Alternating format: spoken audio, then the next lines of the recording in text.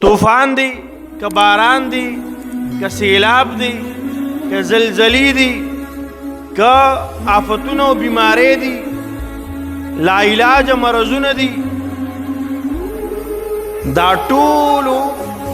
وجه چې دا محترمو دا نن د مسلمان د عمل وجه ده محترمو موتانه نینو چې د الله رب العزت طرف نه آفتونه او مصیبتونه عموما د هغې سره نن مسلمان زناور هم نن د دې سره مخ مسلمان په ده باندې خو د اعمالو نتیجه ده چې ګناهونه زیات دي د هغې په وجه باندې فیصلې دا د انسان د طبیعت خلاف د مسلمانانو په عمل باندې د الله رب العزت طرف نه هغه شانتي حکم راځي نن مونږ او تاسو ګورو ټول پاکستان د سیلاب په ضد کې دی قهري بارانونه دي د هغې په وجه باندې مسلمان پریشانه دی په زرګونو خلکو کورونه دی بارانونو خراب کړه راویې غورځول که هغه سند دی که بلوچستان دی که پنجاب دی که زمونږ بره علاقې دي پهاړي علاقې دي په دې کې محترمو که نن موتا د الله رب العزت د قهر د سیلاب په شکل کې محترمو دا دې مونږ نه وایو چې دا باران ډېر وشو نو دې د وجې نه دا سیلابونه راغله محترمو موتا ته ساینس ښیي چې وریځې ډېرې رالې مونسون هواګانې دي او وریځې را روانې دي د پلانکي ملک نه او د پلانکي ځای ته به رارسي او دې په وجه باندې به دومره باران کیږي دومره میټره باران به کیږي خو محترمو د ساینس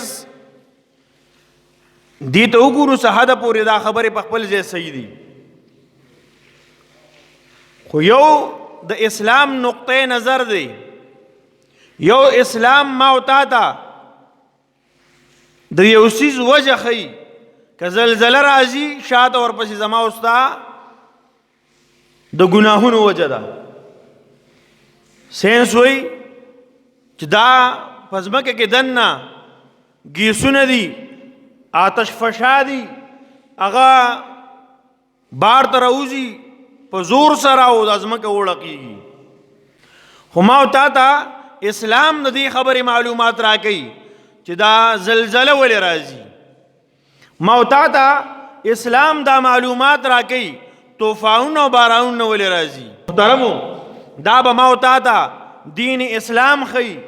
شریعت به راته ښیي د الله کلام به راته ښیي د الله د رسول صلی الله علیه وآله وسلم ښکلې سنت او احادیث مبارکه به راته ښیي چې دا مسائل دا مصیبتونه دا پریشانۍ دا سیلابونه او آفتونه ولې راځي دې پسې شاته زما او ستا د ګناهونو نتیجه ده شاته زما او ستا ګناهونه دي محترمو زما او ستا د ګناه په وجه باندې زناور تم تکلیفي موتانن سباینو په دی سارو باندې یو قسم بیماری لګېدلې ده دا په سارو چې راغلی دا زما او ستا د عمل د وجه نه راغلی نن زما او ستا اعمال دې حد ته رسېدلي دي محترمو چې د عمل په وجه باندې تکلیف د انسان نه علاوه نور مخلوقات ته هم رسي مرغو ته تکلیف دی زناورو سارو ته تکلیف دی د قرنګي ماشومان چې معصوم دي د ګناه نه پاک دي هغوی ته تکلیف دی ما ورته وکتل په سند کې بلوچستان کې په سوونو خلک دې سیلاب یوړل شهیدان شو په دې کې په زرګونو کورونه هغه روان شو، خو ما ورته روزانه دا وایو او دا ګورو چې سبا او باران څومره وي. ما ورته روزانه دا معلومات کوو چې باران امکانات سبا ډیر دي او که لږ دي. محترم ما ورته اجر ته 2 رکعاته نفل ونه کړو. ما ورته توبه وی نه ایستا چې زما د ګناه د وجې نه نن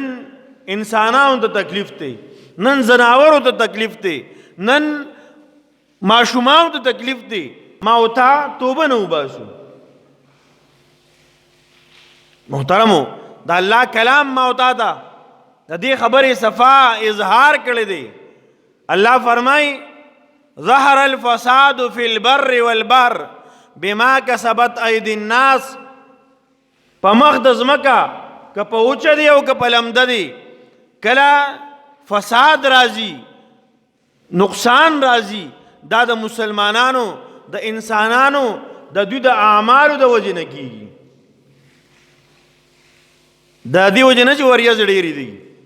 باران ډېر شو، د دې وجې نه چې بل ملک زمونږ په ملک ګوبره پرېښودي نقصان ډېر شو. نه محترمو،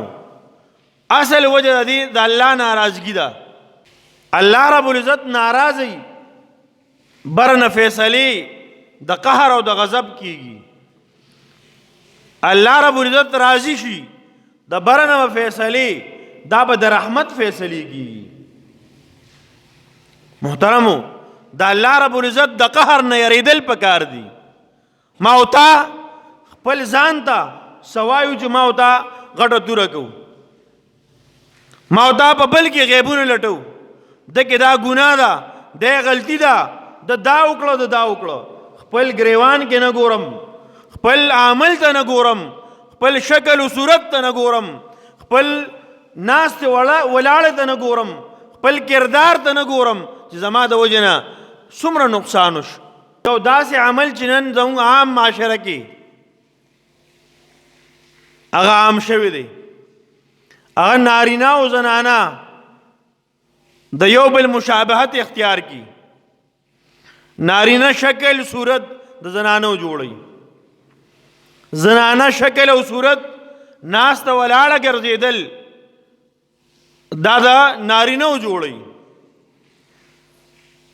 دا د الله رب العزت د لعنت سبب ګرځي، په دوی د الله لعنت وريږي. نن موږ عام ګورو که لباس ته ګوري د نارینه لباس هغه زنانه اختیار کړ او د زنانه لباس نارینه اختیار کړ. شکل صورت د زنانه نارینه اختیار کړ او زنانه د نارینه اختیار یې الټه پلټه شو. او نن نوجوان الله دې معافیو کی او خالص دریم نمبر مخلوق شوی دی، یو نارینه یو زنانه، یو پکې دریم نمبر مخلوقي. دا به ته پته نه لګي چې دا نارینه را روان دی او دا زنانه ذات دی.